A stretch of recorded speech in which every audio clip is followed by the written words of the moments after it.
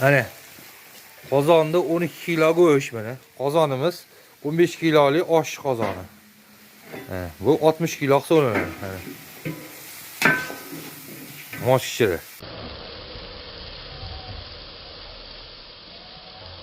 Badasi bo'lyapti. 5 kilo lahm, 2 kilo ot go'shti, matalashga, dum hammasini solib, eskilik, po'stumba, mana hammasini solib, mana dumni ham ko'rsatmani yaqinroq kelib mana. Dumni ham qattiq kirdi mana. Qo'limda mana barcha qattiq ko'ryapsizlar.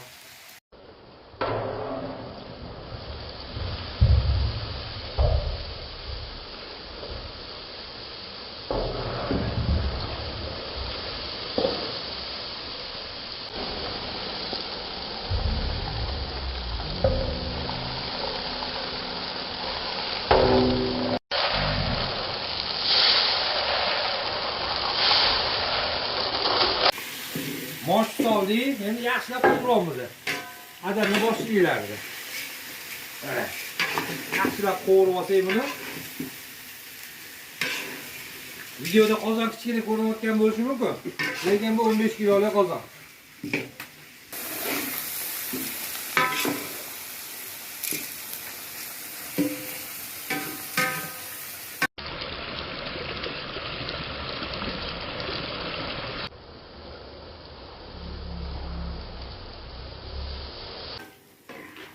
Bize gidrolayt suvimiz, filtrlangan suv.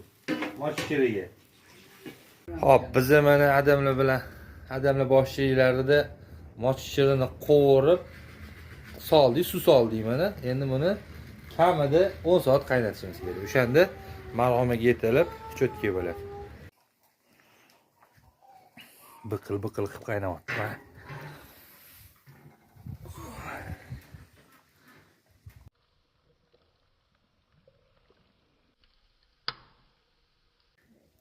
Gaz bo'lmagan hisobiga samovarda choy qo'yganmiz mana samovarda.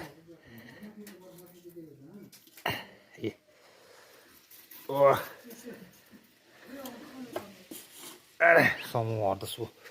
Samovarda choy qaynayapti. Xolasa mana.